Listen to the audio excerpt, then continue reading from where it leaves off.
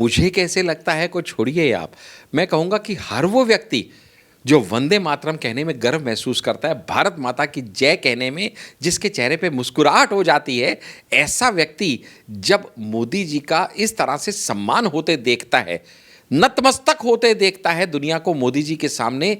तो वो मोदी जी के सामने नतमस्तक नहीं हो रहे होते हैं, वो भारत देश की संस्कृति सभ्यता के आगे नतमस्तक हो रहे होते हैं। आज सबसे पॉपुलर लीडर वर्ल्ड के अगर कोई हैं, अगर आज यूएस का प्रेसिडेंट किसी मीटिंग में वो जाएं, हम सब ने वीडियोस देखे हैं, आके खुद इंडिया के प्राइम मिनिस्टर से मिलने आए, यूएस का प्रेसिडेंट, यूके का प्राइम मिनिस्टर, ये सब लोग जो खुद को सुपर पावर्स कहते हैं, आज ये इंडिया के आगे नतमस्तक हैं। आज इंडिया को कहा जाए कि आप यूक्रेन से लड़ाई में मध्यस्थता कीजिए, और जो लोग इसमें भी तुच्छ और छोटे स्तर की राजनीति ढूंढने का प्रयास कर रहे हैं, उनको सच में शर्म आनी चाहिए, क्योंकि ये चीज़ें राजनीति से बहुत बड़ी हैं। आप बीजेपी के हैं, आप कांग्रेस के हैं, आप आपके हैं, बहुत छोटी बात है। सबसे पहले राष्ट्र पहले है। नमस्कार, मैं हूं आपके साथ अर्जुन खजूरिया और आपका स्वागत है हमारे चैनल पर। भारत का डंका आज पूरे विश्व में बज रहा है। खास तौर पर अगर बात की जाए तो भारत के प्रधानमंत्री नरेंद्र मोदी की जिस हिसाब से उनकी जो फॉरेन पॉलिसीज़ हैं, जो लीडरशिप क्वालिटीज़ हैं, उसकी कायल आज पूरी दुनिया होती हुई देखी जा सकती है। ताज़ा एग्जाम्पल की अगर बात की जाए तो पापुआ न्यू गिनी एक ऐसा आइलैंड वाला देश जहाँ पर तमाम जो विकसित देश हैं वो नहीं जाते, लेकिन अगर बात की जाए तो भारत ने कोरोना में भी मदद की थी, और अब वहाँ से ऐसे विजुअल्स देखने को मिल रहे हैं, सब प्रोटोकॉल तोड़ करके जाते हैं वो, राजकीय सम्मान जो नहीं कर सकते सूर्यास्त के बाद सम्मान भी किया जाता है, पीएम मोदी के पैर छुए जाते हैं, आशीर्वाद लिया जाता है, और अब जो है इसके साथ ही साथ the grand companion of the order of लोगोहू और साथ साथ में companion of the order of Fiji, ये तमाम जो बड़े बड़े सर्वोच्च सम्मान हैं ये दिए जा रहे हैं पीएम मोदी को। हमारे साथ डॉक्टर आशीष हांडा मौजूद हैं, उनसे हम बातचीत करेंगे इस बारे में। सर, एक भारतीय होने के नाते जब भारत के प्रधानमंत्री रिप्रेजेंट करते हैं और इतने बड़े बड़े उनको जो है सर्वोच्च सम्मान दिए जाते हैं, वहाँ के प्रधानमंत्री आकर के पाँव छूते हैं, आशीर्वाद लेते हैं पीएम मोदी का, कैसा लगता है सर? कैसी अनुभूति होती है, क्या कहेंगे इस पर? सबसे पहले तो आपके सभी दर्शकों को, आपके चैनल के, मेरे यानी डॉक्टर आशीष का प्यार भरा नमस्कार। सच में मैं कहता हूँ, मुझे कैसे लगता है को छोड़िए आप। मैं कहूँगा कि हर वो व्यक्ति जो वंदे मातरम कहने में गर्व महसूस करता है, भारत माता की जय कहने में जिसके चेहरे पे मुस्कुराहट हो जाती है, ऐसा व्यक्ति जब मोदी जी का इस तरह से सम्मान होते देखता है, नतमस्तक होते देखता है दुनिया को मोदी जी के सामने, तो वो मोदी जी के सामने नतमस्तक नहीं हो रहे होते हैं, वो भारत देश की संस्कृति सभ्यता के आगे नतमस्तक हो रहे होते हैं। वो भारत के विश्व गुरु बनने के सपने को साकार होते देखते हुए, जो हम सबका भी 56 इंच के सीने की छाती हमारी चौड़ी हो जाती है ना, तो सच में फक्र होता है खुद को भारतीय कहलाने में। और अगर हमें आज इस पोजीशन पे कोई लेके आया तो डेफिनेटली हम सबके लोकप्रिय यशस्वी प्रधानमंत्री श्री नरेंद्र मोदी जी हैं। हमें गर्व है कि हम उस युग में जन्म लिए, उस युग में आज पल बढ़ रहे हैं, और वो युग का परिवर्तन हम देख रहे हैं कि वो भारत जिसको कभी सोने की चिड़िया कहा जाता था, विश्व गुरु कहा जाता था, ये सब चीज़ें हिस्ट्री में पढ़ी जाती थी, अब ये सब चीज़ें मुझे लगता है प्रेजेंट और फ्यूचर में हम देख रहे हैं। हाँ, हमारे आगे आने वाली जनरेशन्स भी ये देखेंगी। देखिएगा, मैं एक बात बताऊँ आपको, जो भी व्यक्ति इंटरनेशनल वीज़ा पे टूर करता हो, बाहर की कंट्रीज़ में जाता हो, वो इस चीज़ को भली भांति समझ सकता है कि एक भारतीय होने से पहले क्या भाव आता था जब इंडियंस एंड पाकिस्तानीज इस तरह के स्लोगन सुने जाते थे और उनको शक की निगाहों से देखा जाता था, किस तरह की ब्रिस्किंग होती थी, हमारे बड़े बड़े पॉलिटिशियंस को वीज़ा नहीं दिया जाता था, हमारे बड़े बड़े एक्टर्स और फिल्म स्टार्स को उनके कपड़े उतार के उनकी फ्रिस्किंग की जाती थी, बिना किसी का नाम नहीं मैं बताऊंगा, लेकिन कितनी एम्बैरेसिंग सिचुएशन होती थी उस समय हर भारतीय के लिए, क्योंकि जब ये बात मीडिया में न्यूज़ में जाती थी। और आज का वो बदला हुआ परिपक्व, आज का वो बदला हुआ पूरा माहौल बदल चुका है, जहां पे सिर्फ ये कहने से कि अगर आप भारतीय हैं तो आपको एक अलग सम्मान की दृष्टि से देखा जाता है। फिर चाहे सूडान से भारतीयों को निकालना हो, फिर चाहे अफगानिस्तान से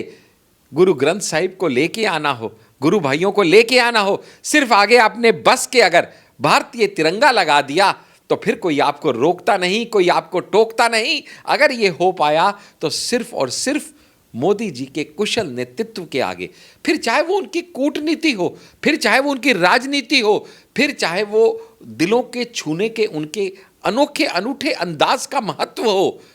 ऑपोजिशन वाले मैं देखा करता था, कहते थे ये भैया ये तो घूमने में माहिर है, इनको तो बस कपड़ा बदलना है, घूमना है, विदेशी सैर करनी है, जनता का पैसा उड़ाना है। लेकिन आज लोगों को ये समझ में आ रहा है कि ये घूमने फिरने वाला व्यक्ति नहीं, ये तो वो व्यक्ति है जो कहता है ना सोऊंगा ना सोने दूंगा। और ये वो व्यक्ति है जो स्वामी विवेकानंद को फॉलो करते हुए, उनके आचरण करते हुए जीवनी जीता है और कहता है कि भैया सपना वो नहीं जो तुमको सोते हुए आए, सपना तो वो है जो तुमको सोने ही ना दे, क्योंकि उसको पूरा करना ही तुम्हारा एकमात्र मिशन हो। इसलिए आज जब विश्व में भारत को अतुलनीय सम्मान मिल रहा है मोदी जी के कुशल नेतृत्व के चलते, वो डेफिनेटली शायद इसलिए भी है क्योंकि ये बात हम सब जानते हैं कि कोरोना के टाइम पे जब लोग ये मानते थे कि हमेशा की तरह भारत को भी शायद 10, 15, 20 साल लग जाएंगे वैक्सीनेशन डेवलप करने में, और ऐसे में एकमात्र इलाज क्या बचेगा, कहीं से वैक्सीनेशन इंपोर्ट कीजिए और उसका नतीजा आप दूसरों पे निर्भर रहिए। उसका नतीजा पीपीई किट हो, ग्लव्स हो, फिर चाहे वैक्सीनेशन हो, उसके लिए आप दूसरों के आगे यूं हाथ फैला के बैठिए। लेकिन वो मोदी जी की सोच थी, वो दूरगामी उनकी दृष्टि थी, जिसने भारत को make in India, made in India और खुद के पैरों पे खड़ा होना सिखाते हुए आज ये हाल पे ले गए कि हम चीज़ें इंपोर्ट नहीं कर रहे थे कोरोना के टाइम पे, हम मोर देन 60 कंट्रीज़ को वैक्सीनेशन एक्सपोर्ट कर रहे थे। यही जो आपने बात की, यही बात वहाँ पर की गई। अगर बात की जाए तो जहाँ एक तरफ पपुआ न्यू गिनी के प्रधानमंत्री कह रहे हैं कि भारत हमारा लीडर है, बहुत बड़ी बात है कि भारत हमारा लीडर है, और वहीं प्रधानमंत्री नरेंद्र मोदी ने कहा कि जब पूरी महामारी चल रही थी कोरोना की, बाकी जो विकासशील देश हैं उनसे उम्मीद थी, लेकिन उस समय क्योंकि हमारे आप दोस्त हैं, भारत ने मदद की। तो कहीं ना कहीं एक तीर से दो निशाने मारने का काम किया है पीएम मोदी ने। देखिएगा, मैं एक बात कहता हूं कि पीएम मोदी ने कहीं कोई निशाना नहीं मारा, कहीं कोई तीर नहीं चलाया। वो तो दिलों को जीतने के कला में माहिर हैं, लेकिन उनके अंदर मानवता इतनी भरी हुई है कि वो जानते हैं कि जब आप किसी की मदद करते हैं ना, तो वहाँ आप सामने वाले के दिल में अपने लिए एक परमानेंट जगह बना लेते हैं। वो कोरोना की भीषण महामारी के टाइम पे जब कोई भी छोटी छोटी कंट्रीज़ को मदद करने को तैयार ही नहीं था, क्योंकि कैसा होता है ना कि हमेशा प्लेन में भी लिखा होता है कि जब मास्क टपके, ऑक्सीजन गिरे, तो पहले अपने मुंह पे मास्क लगाइए, फिर किसी और की मदद कीजिए। और यहाँ पे कुछ लोग तो अपनी मदद कर रहे थे और कुछ लोग ऐसे थे जो इसको पैसा कमाने की एक अपॉर्चुनिटी देख रहे थे, यानी आपदा में अवसर तलाश रहे थे, फिर चाहे वो चाइना हो या और बाकी वेस्टर्न कंट्रीज़ हों। लेकिन ऐसे में भारत ने जो एक बड़ा भाई होने का उस समय फ़र्ज़ निभाया, जाने ही कितनी कंट्रीज़ को तो वैक्सीनेशन दिया, बाकी सारा मेडिकल इक्विपमेंट दिया, उसके अलावा कितनी कंट्रीज़ को तो वो फ्री ऑफ कॉस्ट यूं ही दे दिया,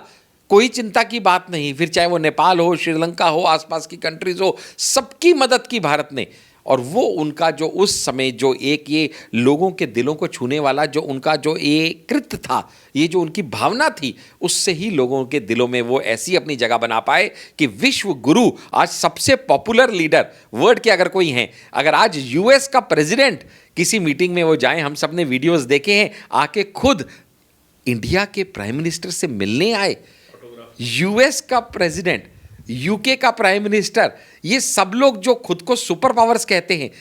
आज ये इंडिया के आगे नतमस्तक हैं। आज इंडिया को कहा जाए कि आप यूक्रेन से लड़ाई में मध्यस्थता कीजिए, क्योंकि आपकी बात ना रशिया टालेगा ना यूक्रेन टालेगा। सोचिए कितनी बड़ी बात है किसी भी इंडियन के लिए छाती चौड़े करने के लिए। अगर आज हम कहें कि क्वाड नेशंस की जो ग्रुप है उसमें इंडिया का ऐसा अभूतपूर्व स्थान है, तो कितनी बड़ी बात है। अगर G7 में हम वहाँ के सदस्य ना होते हुए भी वर्ल्ड की टॉप इकोनॉमीज़ में, जो कि पूरे वर्ल्ड का 85% ऑफ GDP कंट्रोल करती है, वो G7 Nations, super rich Nations का ग्रुप है, वहाँ पिछले 4 साल से हमें हर साल आमंत्रित किया जा रहा है, मान सम्मान दिया जा रहा है। तो ऐसे में अगर इतना मान सम्मान भारत को मिल रहा है कि विश्व के हर बड़े ग्रुप के अंदर हमारी सदस्यता है, यूएन के सिक्योरिटी काउंसिल का हमें हेड बना दिया गया 1 साल के लिए, डब्ल्यूएचओ में हमारे डॉक्टर हर्षवर्धन माननीय सांसद जी को उस हेल्थ कमेटी का चेयरमैन बना दिया गया, अगर इस तरह के सम्मान भारत को मिल रहे हैं तो उससे मुझे लगता है मेरा एक भारतीय होने का नाते नहीं, आपका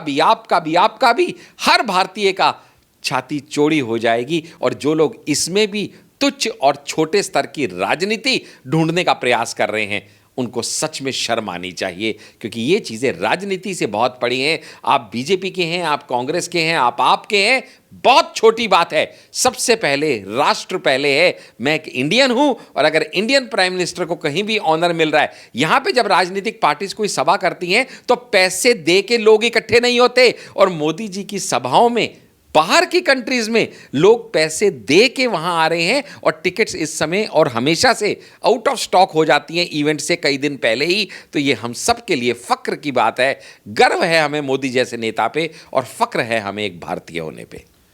तो गर्व है हमें मोदी जी पर, ये आशीष हांडा जी का कहना है, क्योंकि भारत को जब भी वो रिप्रेजेंट करते हैं बाहर जा कर के, तो जो सम्मान उनको मिलता है वो कहीं ना कहीं हर भारतीय के लिए एक गर्व का विषय है। और पूरी अपनी बात रखी आशीष हांडा जी ने, जो यहाँ पर सर्वोच्च सम्मान मिल रहे हैं और उसके साथ ही साथ यहाँ पर जैसी फॉरेन पॉलिसीज़ को लेकर के केंद्र सरकार की नीतियाँ चल रही हैं उसको लेकर के विस्तारपूर्वक अपनी बात रखी।